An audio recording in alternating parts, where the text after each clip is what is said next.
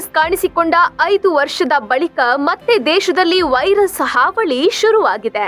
HMPV ಏಕಾಏಕಿ ಚೀನಾದಲ್ಲಿ ಹರಡುತ್ತಿದ್ದು, ಇದೀಗ ಬೆಂಗಳೂರಿಗೂ ಈ ವೈರಸ್ ಎಂಟ್ರಿ ಕೊಟ್ಟಿದೆ. ಕೊರೋನಾ ಬಳಿಕ ಚೀನಾದಲ್ಲಿ ಹ್ಯೂಮನ್ ಮೆಟಾನ್ಯೂಮೋ ವೈರಸ್ ಸ್ಫೋಟಗೊಂಡಿದೆ. ದಿನದಿಂದ ದಿನಕ್ಕೆ ಚೀನಾದಲ್ಲಿ ಪ್ರಕರಣಗಳ ಸಂಖ್ಯೆ ಹೆಚ್ಚಾಗ್ತಿದೆ. ಇತ್ತ ಮಲೇಷಿಯಾದಲ್ಲೂ ಪ್ರಕರಣ ಬೆಳಕಿಗೆ ಬಂದಿದೆ. ಮತ್ತೆ ಕೋವಿಡ್ ರೀತಿಯ ಭೀತಿ ಎದುರಾಗ್ತಿದ್ದಂತೆ ಇದೀಗ ಬೆಂಗಳೂರಿನಲ್ಲಿ ಮೊದಲ HMPV ವೈರಸ್ ಪ್ರಕರಣ ಪತ್ತೆಯಾಗಿದೆ. 8 ತಿಂಗಳ ಮಗುವಿನಲ್ಲಿ ವೈರಸ್ ಪತ್ತೆಯಾಗಿದೆ.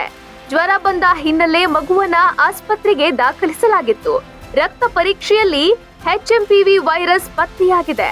ಇದು ಕರ್ನಾಟಕದ ಹಾಗೂ ಭಾರತದ ಮೊದಲ ಪ್ರಕರಣ ಎಂದು ಹೇಳಲಾಗ್ತಿದೆ. ಮೊದಲ ಪ್ರಕರಣ ವರದಿಯಾಗ್ತಿದ್ದಂತೆ ಆರೋಗ್ಯ ಇಲಾಖೆ ಮತ್ತಷ್ಟು ಅಲರ್ಟ್ ಆಗಿದೆ.